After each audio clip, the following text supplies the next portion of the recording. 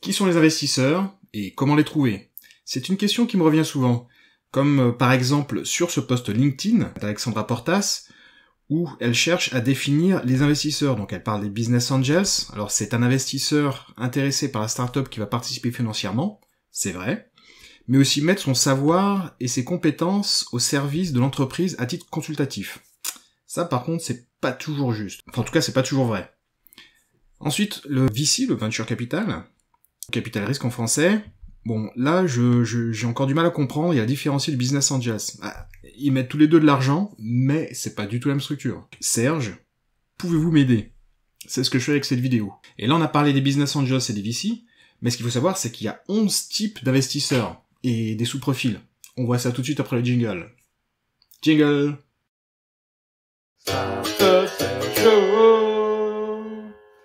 Il y aurait un investisseur pour mon jingle? Bonjour, je suis Serge Kankanioun, je suis ce qu'on appelle un serial entrepreneur et je suis aussi mentor pour les startups, c'est-à-dire que j'accompagne des nouveaux créateurs de startups pour leur faire bénéficier de mon expérience et de mes réseaux. Alors je fais régulièrement des vidéos sur YouTube, je le fais de manière très irrégulière et si vous voulez être sûr d'être averti, cliquez sur la cloche. Donc dans cette vidéo, je vais vous décrire les 11 types d'investisseurs et leurs sous-profils. Et une fois que vous aurez fait votre sélection, je vous donnerai les contacts pour les trouver. Alors vous connaissez les business angels, les BA, et les venture capitalistes, les VC, mais ce qu'il faut savoir, c'est qu'il y a 11 types d'investisseurs en tout. Et il y en a certainement certains qui collent mieux à votre projet que d'autres. C'est pour ça que je vais définir toutes leurs caractéristiques, c'est ce qu'on va voir tout de suite. Alors, on commence par une catégorie qui est souvent nécessaire au lancement de votre projet. On les appelle les FFF, les Fools, Family and Friends. La famille, Tatalus qui vous a porté sur les fonds baptismaux quand vous étiez enfant, votre pote Julien qui a 2-3 sous à mettre et qui croit en vous parce que c'est votre pote de toute façon, et les fous, ceux qui pensent directement que vous avez une idée de génie. Alors c'est un type d'investisseur qui va investir sans trop regarder ce que vous faites, soit parce qu'il vous adore, soit parce qu'il pense vraiment que vous avez une idée de génie. Et on va pas les démentir, n'est-ce pas? Bon, ce sont des personnes qui vont investir des fonds assez limités, quelques milliers d'euros, quelques dizaines de milliers d'euros, vraiment quand vous avez de la chance, parce que Tatalus, elle a pas forcément des fonds qui sont infinis. Alors ils investissent très tôt, en général à la création d'entreprise, voire même avant. Ils investissent donc des petites sommes. Par contre, ils peuvent rester très longtemps dans votre entreprise tant que vous en avez besoin, parce que ils investissent pas pour gagner de l'argent, ils investissent vraiment pour vous ou pour votre idée de génie. Et en plus, ils sont pas très envahissants parce que ils vont pas vous demander des comptes régulièrement, ils vont être juste contents pour vous, quoi. Ensuite, il y a un grand classique, les business angels. Ce sont des individus. On va regarder ça sur ma liste des investisseurs. Ce sont des individus qui sont soit des anciens entrepreneurs, soit des cadres supérieurs, enfin des gens qui ont un peu d'argent à mettre dans les startups. Donc là, j'en ai répertorié un certain nombre qui investissent plus de 50 000 euros par projet, mais c'est pas toujours le cas. Alors en général, ils vont investir plusieurs dizaines de milliers d'euros, 50 000. Là, j'ai répertorié une série d'investisseurs qui sont capables de mettre au moins 50 000 euros jusqu'à 150, 200, 250, voire 500 000 euros. Rarement plus. Alors c'est un type d'investisseur qui peut rester longtemps dans votre entreprise parce que c'est leur propre argent qu'ils mettent. Donc ils peuvent vous soutenir assez longtemps. Par ailleurs, peuvent être de bons conseils, surtout ceux que j'ai rassemblés sur ma liste des investisseurs. Pourquoi? Parce que si ce sont des anciens entrepreneurs ou des entrepreneurs actuels, forcément ils savent comment créer une startup, ils vont pouvoir vous accompagner, ils vont pouvoir ouvrir leur carnet d'adresses, ils vont pouvoir aller chercher d'autres investisseurs, en tout cas ils seront de très bons conseils. Ils peuvent aussi vous servir d'appui lorsqu'ils sont connus. Parce que c'est toujours aussi intriguant, le Star System. Par exemple, si vous faites rentrer un Xavier Niel, et d'où le coco, forcément, il est connu sur la place et ça intrigue. Il y a ensuite ce qu'on appelle les clubs de business angels. Alors, ce sont des business angels qui sont généralement plus petits que les business angels que je vous ai montrés précédemment. C'est-à-dire qu'ils vont investir des montants plus petits, mais qui sont quand même de plusieurs milliers à plusieurs dizaines de milliers d'euros. Et ils vont se rassembler ensemble dans des clubs. Pourquoi? Parce que ça va leur permettre d'industrialiser le processus pour trouver des startups et pour les analyser. Et puis ça leur permet aussi de se rassurer parce que ce sont pas forcément des investisseurs naturels, en tout cas professionnels. Ils n'ont pas forcément été entrepreneurs avant, ils savent pas forcément comment investir et être dans un cadre où ils vont se retrouver à plusieurs, ça leur permet d'être un peu plus sûrs, de se rassurer sur les investissements qu'ils vont faire. Alors comme je vous l'ai dit, ce sont des business angels qui vont mettre en général entre 10 et 30 000 euros. Mais comme ils le font à plusieurs, les montants peuvent monter beaucoup plus haut. Ils peuvent monter jusqu'à en général autour de 300 000 euros. Et donc, ils vont investir soit via un véhicule, c'est-à-dire une société qu'ils vont créer en commun pour pouvoir investir dans votre entreprise, soit individuellement, c'est-à-dire que collectivement, ils vont analyser votre entreprise, et puis individuellement, ils vont se mettre à 4, 5, 10 pour investir dans votre entreprise en direct. Et puis, on a des modèles mixtes, où on a un véhicule, et puis certains veulent investir un peu plus, et donc ils vont passer en direct. Bon, voilà, ça c'est la psychologie du BA. Vous verrez quand vous les rencontrerez. Alors, attention, s'ils investissent en individuel, vous risquez d'avoir beaucoup de monde à vos assemblées générales. Plus vous avez de monde, et plus c'est compliqué de discuter avec tout le monde. Donc, moi, mon conseil, c'est soit qu'ils investissent via un véhicule, soit que vous en créez ce qu'on appelle une société holding, une société qui fait que détenir des parts de start-up. Vous les faites investir dedans, et vous demandez est-ce qu'il y ait un seul représentant des investisseurs, des business angels, qui discutent avec vous. Ça simplifie beaucoup de choses, vous allez voir. L'avantage d'avoir plusieurs business angels, c'est de multiplier vos réseaux et les savoir-faire, parce que vous pouvez les interroger, c'est pas des gens qui vont mettre de l'argent et qui vont partir en courant. Au contraire, ils vont vous suivre, et puis c'est un investissement qu'ils font, donc ils veulent en savoir un peu plus, et vous pouvez vous appuyer aussi sur eux pour bénéficier de leurs connaissances, de leur réseau, éventuellement de leur savoir-faire. Alors, le processus de décision pour investir dans votre startup, il va être quasiment aussi long que ceux des VC, qu'on verra plus tard, c'est-à-dire ça va durer de 6 à 12 mois pour qu'ils se décident pour investir dans votre entreprise.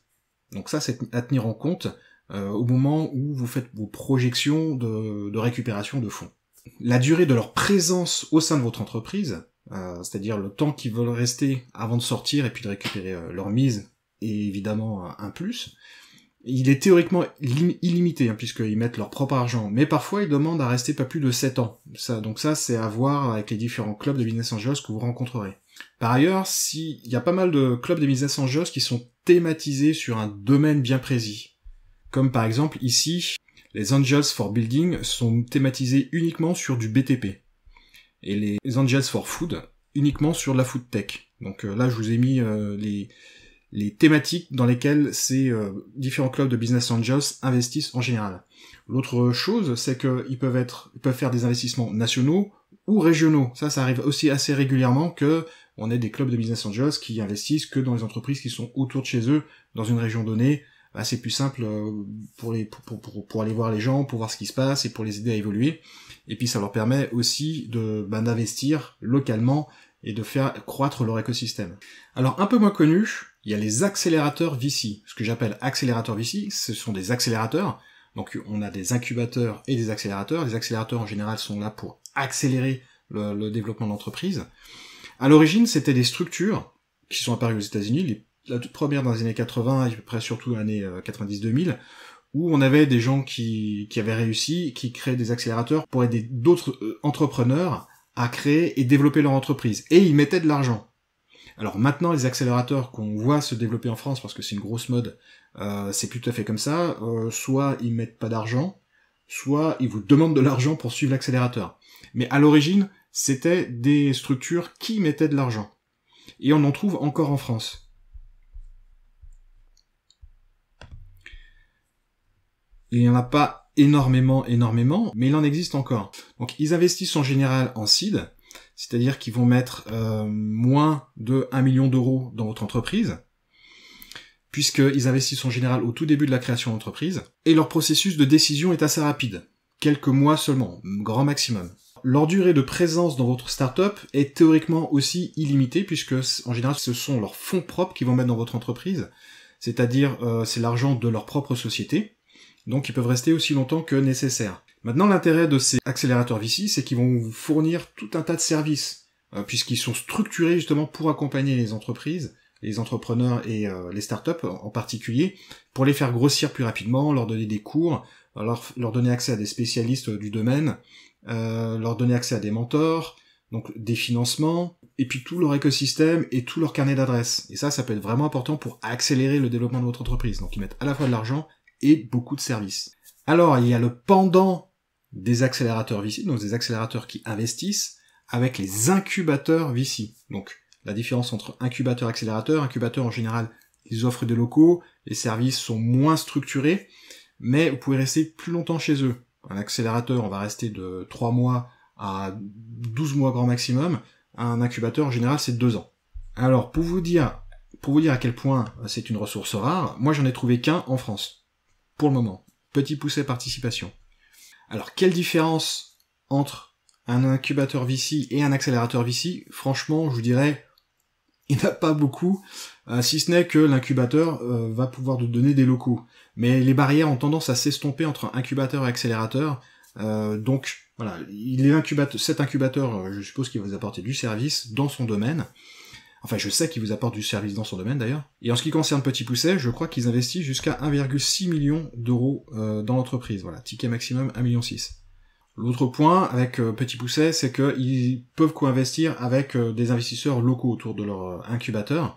Après, je sais pas si quand ils ont investi 1,6 million, c'était seul ou avec ces co-investisseurs. En tout cas, ils ont investi dans 33 startups et ils offrent le gîte et le couvert, de l'argent, du service, et en plus vous pouvez loger chez eux.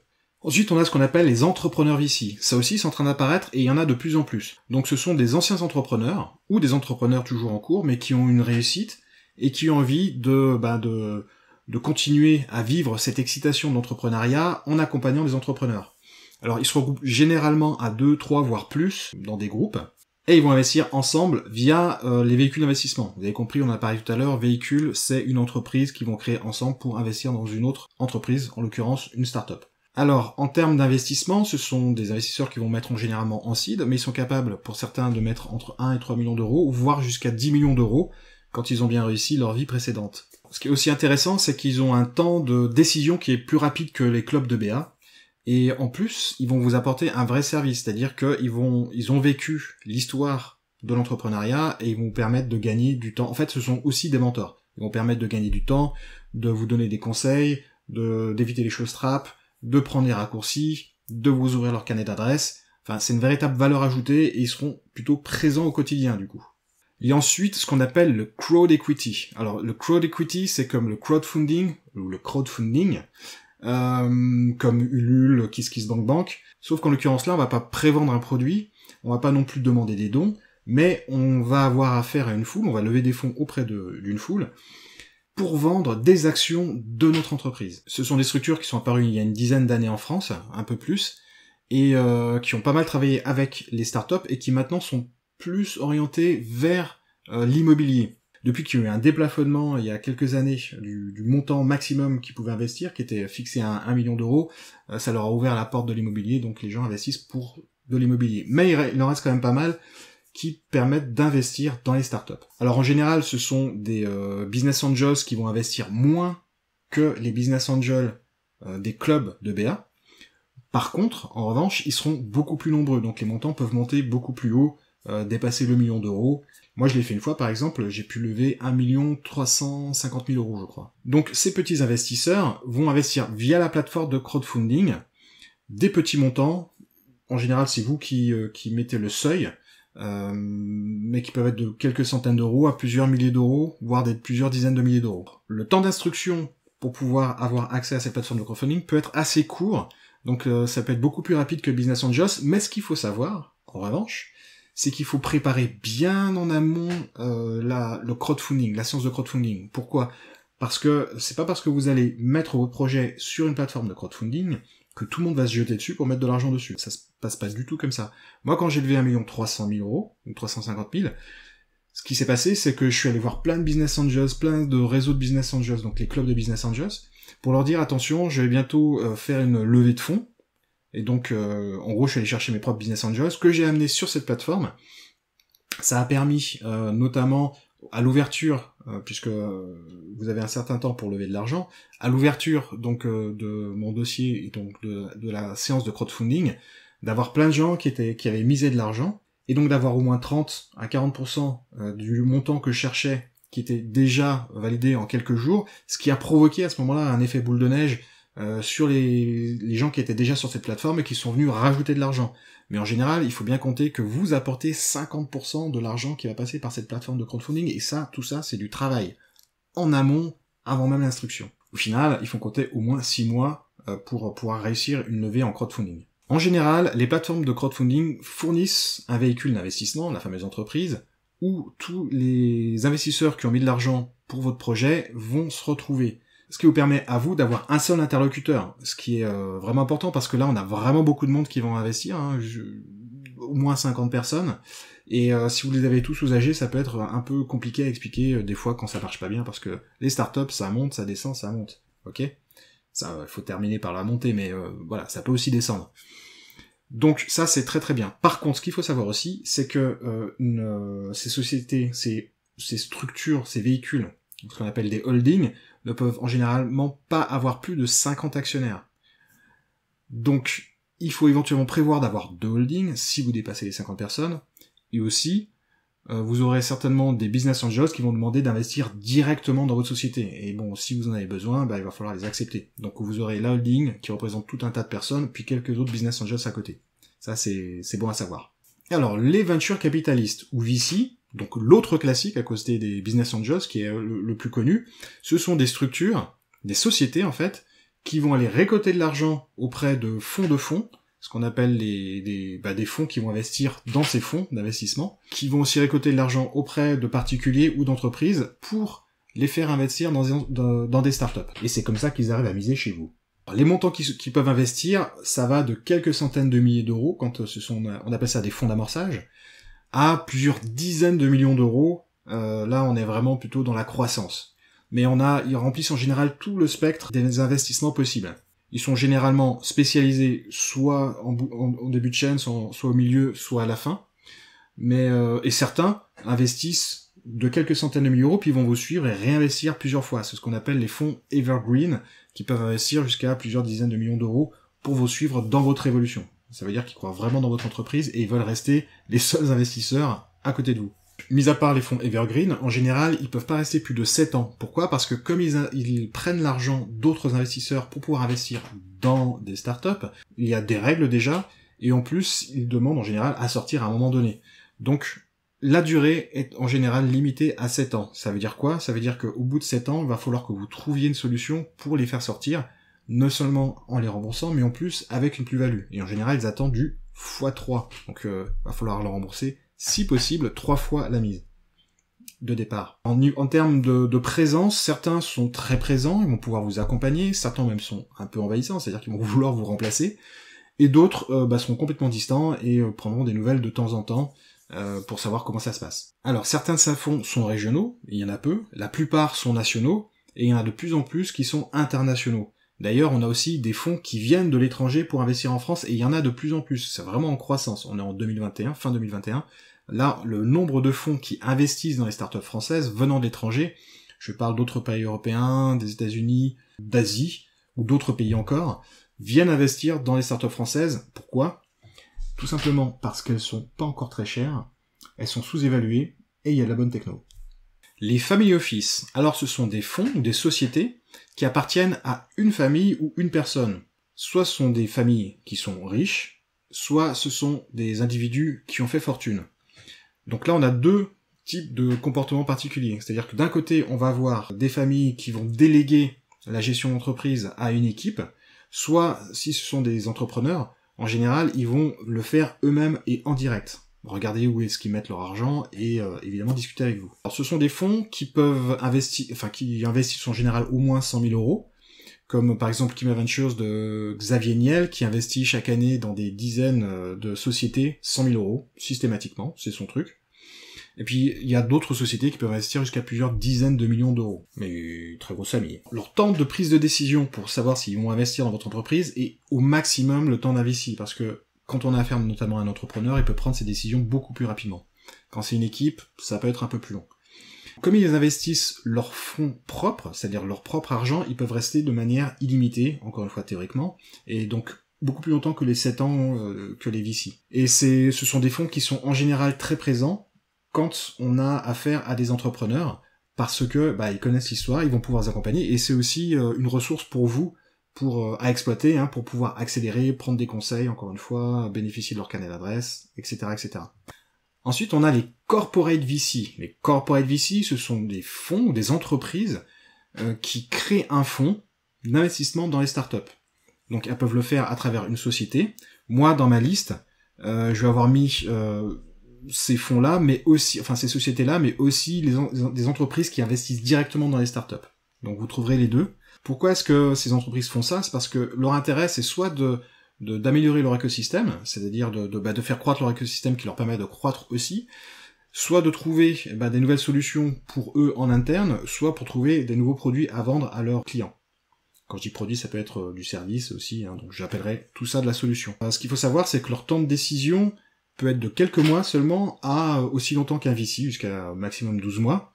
Et ils sont pas limités en temps de présence dans votre société, puisque c'est leurs fonds propres qu'ils vont mettre, encore une fois, dans votre entreprise. Donc ils peuvent rester très longtemps. D'ailleurs, ça peut être aussi une porte de sortie, parce qu'ils peuvent vous racheter éventuellement in fine. Enfin, ils peuvent apporter de l'aide dans votre entreprise, surtout quand il y a une grosse entreprise derrière, en termes de services, de R&D, pourquoi pas de marketing, de mentorat, enfin de tout un tas de solutions qu'une entreprise peut apporter grâce à ses structures ou grâce à son personnel. Quand je dis co-marketing, ça veut dire que vous pouvez éventuellement vous appuyer sur les commerciaux de la grosse société, ce qui peut être vachement intéressant, surtout si ça vous coûte rien. Ensuite, il y a ce que j'appelle les sovereign VC. Les sovereign VC, ce sont des fonds qui appartiennent soit à des régions françaises, soit à des États. Par exemple, pour la France, il y a la Caisse des dépôts et consignations, la CDC, qui est un énorme investisseur et dont l'argent provient des livrets A, des retraites et des consignations. C'est donc l'argent d'un État qui investit. Puissant. Beaucoup d'argent. Généralement, les montants investis vont du CID, quand ce sont des fonds régionaux qui appartiennent à une région, à un département, qui a envie de pousser les entreprises de sa région, de son département, à des masses colossales de centaines de millions d'euros, quand on a affaire à des sovereign VC d'État. Alors, j'en ai pas répertorié beaucoup pour le moment, mais il y en a certainement beaucoup plus qui investissent. Et comme ce sont souvent des montants qui sont énormes, pour les États étrangers qui viennent investir en France, ça vous intéresse peut-être pas tout de suite. Enfin, j'imagine. Ou alors c'est que votre entreprise est vraiment intéressante. Les temps de décision pour investir peuvent être plus rapides, quand sont généralement des VC régionaux notamment, ou du même temps qu'un VC normal, quand ce sont des sovereign VC d'État. Alors le temps de présence n'est pas limité, puisque ils mettent encore une fois leurs fonds propres. Et en termes de présence, ça va être un peu comme les VC, il y en a qui seront très présents, d'autres moins. Mais attention, ce sont des États. Ça marche pas tout à fait de la même manière. Il peut y avoir des décisions politiques derrière. Alors en conclusion, donc on a 11 types d'investisseurs, avec, comme on l'a vu, des sous-profils. Et les barrières peuvent parfois être poreuses entre ces différents types d'investisseurs, notamment dans leur comportement, la manière d'investir, etc. Quoi qu'il en soit, moi je vous conseille très fortement de vous renseigner avant de faire rentrer un investisseur chez vous. Se renseigner, ça veut dire quoi? Ça veut dire se renseigner notamment auprès des structures comme les incubateurs qui pourront vous dire comment se comportent les investisseurs, ou auprès des startups qui ont eu affaire à ces investisseurs. Parce que un investissement, c'est comme un mariage, hein. Vous allez vous retrouver ensemble pour un certain temps, pour pas mal de temps, certainement en années, et puis ça peut parfois mal se passer. Donc il vaut mieux savoir comment se comporte la personne avant, en amont. Ne vous jetez pas en gros sur le premier investisseur venu. Comme je vous le disais tout à l'heure, un point intéressant en France, c'est qu'il y a de plus en plus d'investisseurs. Ça augmente à une vitesse assez considérable en ce moment. Pourquoi? Certainement, encore une fois, comme je vous le disais tout à l'heure, on a à la fois des entreprises qui ont des bons projets, avec de bons ingénieurs ou de bonnes personnes marketing, en tout cas un bon savoir-faire, même dans le médical, et que les entreprises, les startups françaises ça reste un vivier sous-exploité par rapport à ce qui peut se passer aux États-Unis ou même en Angleterre, et donc ça attire les investisseurs qui se disent là il y a des bonnes affaires à faire. Par ailleurs, il y a de plus en plus d'investisseurs étrangers qui viennent investir en France, de plus en plus facilement. Je vous mets un lien dans les descriptifs de la vidéo vers ma base de données d'investisseurs. Il y en a 750, il y en a beaucoup plus que ça, je crois. Enfin, il y en a un peu plus que ça maintenant. Si je regarde ici, je crois qu'on est à 786 aujourd'hui. Et je continue à mettre cette base de données à jour, donc elle continue à grossir et à être de mieux en mieux renseignée. Et vous verrez un certain nombre d'informations quand vous cliquerez sur un investisseur, notamment les montants qu'il investit, son site internet, ses contacts, les domaines dans lesquels il investit, les régions dans lesquelles il investit, les montants, quelques-unes des entreprises dans lesquelles ils ont investi de manière à vous donner une idée de comment ça fonctionne et puis que vous puissiez les contacter. Et puis d'autres informations que je mets par la suite qui vous permettront de peut-être mieux les aborder. Si vous avez aimé cette vidéo, n'hésitez pas à la liker, ça lui permettra de remonter dans les algorithmes de YouTube et d'être vu par plus de monde, et puis moi ça me fera évidemment plaisir. Si vous avez des questions, posez-les en dessous dans les descriptifs de la vidéo. Vidéo à suivre, c'est une vidéo qui est un peu ancienne, donc soyez un petit peu indulgents, hein, c'est une de mes premières, mais qui va vous permettre de voir quels sont les types d'investissements et aussi de financement autres que vous pouvez trouver en France. Allez, je vous dis à tout de suite de l'autre côté. Ciao. Startup Sergio, le site internet.